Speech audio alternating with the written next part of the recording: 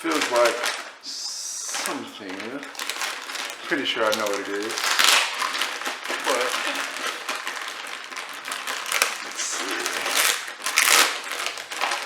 Okay. Oh yeah. Got some gloves in. Excellent. Oh, Lincoln Electric. And these are actually the wrong gloves. I needed TIG gloves. These are not TIG gloves. But, what size is this? I'm not a big fan of these. I am not. I am so not a fan of these. Lincoln Electric, what in the fuck? I guess my fingers are stuck right here. And that is really, it's really pressing down right in the middle of my hand. Almost like, I don't know.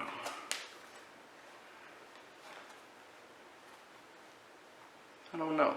I probably won't. If I have to wear these, I will. But it's not looking like I will be unless it's like an emergency or something. But these are very uncomfortable. Well, that left one was. This one is actually fits a little bit better, but it's still I don't know, not too bad. Not too bad. Kind of just feels uneven.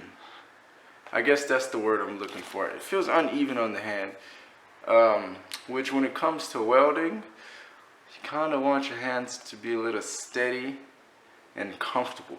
It's not really comfortable. When I spread my thumb, it won't go past a certain point, so it pulls the glove. I don't know if y'all can see that tension right there, but that's no good. Because if I have to let something go, I don't want my hand to be restricted from movement. But not bad. Not the best purchase, but not the worst. Got these off of Amazon real quick. Do have some other TIG gloves I'll do a video on.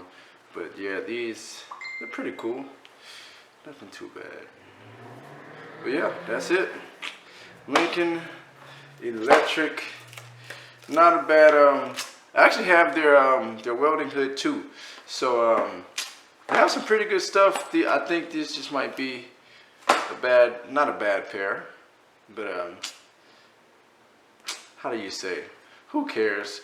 I will wear these any day of the week. As long as my hands are protected, it really doesn't matter. As long as I don't get burned. They're not for flashiness or anything like that. But I do wish that they were a little more user hand friendly. Maybe somebody else's hands will fit better. But that is all I have for you today, guys. And I will see you when I see you. Peace.